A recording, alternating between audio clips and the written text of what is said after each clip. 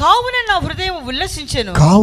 హృదయం ఉల్లసించెను, నా నాలుక ఆనందించెను. నా నాలుక ఆనందిస్తది, మరియు నా శరీరము కూడా నిరీక్షణ కలిగి నిలకడగా ఉండును. ఇవన్నీ పునరుత్థాన దీవెనలు. ఏమిటయ్యా పునరుత్థాన దీవెన? ఆనందం, సంతోషం, నిరీక్షణ, స్తోత్రం, హల్లెలూయా, ఆదరణ.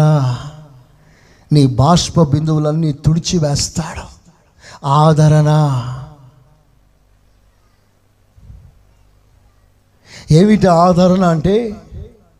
నీతో ఉంటే 30, 40, 50, 60, నిన్ను విడిచి దేవుని యొద్దకు వెళ్తే అంతమే లేని జీవితం. Praise the lord. ఇది అల్ప జీవితం, అది శాశ్వత జీవితం. అదే మన ఆదరణ.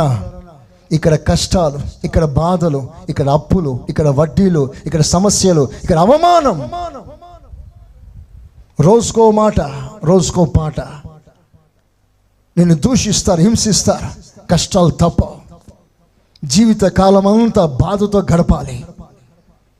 కానీ వీటన్నిటిలో దేవుడు నిత్యమైన విశ్రాంతిని ఇవ్వటానికి ఒక మరణమనే తలుపు గుండా నిన్ను నిత్యత్వంలోకి తీసుకువెళ్తాడు. హల్లెలూయా.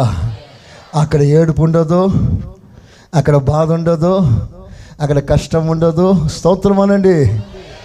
అక్కడ షుగర్ ఉండదు, బీపీ ఉండదు, లో బీపీ ఉండదు, తల తిరుగుడు ఉండదు, ఏముండదు.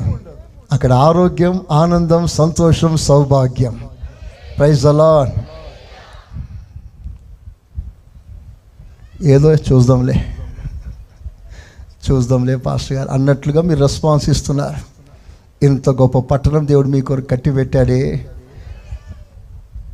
రాజీవ్ గృహంలో ఒక చిన్న ఇల్లు కడితే ఎంత ఆనందిస్తాం సార్. రాజీవ్ గృహ పథకం ఒకటి ఇల్లు చేశాడని. అది నాసి రకం సిమెంట్ వాడతారు. 2 సంవత్సరాలు మొత్తం క్రాక్లే. నా యేసయ్య గోల్డ్ ప్యూర్ గోల్డ్తో నీకు ఇల్లు కట్టాడు. కోటు గట్టిగా చప్పట్లు. యేసయ్య స్తోత్రం అనండి. చపాలు గట్టిగా. ఇదే పునరుత్థాన నిరీక్షణ. హల్లెలూయా.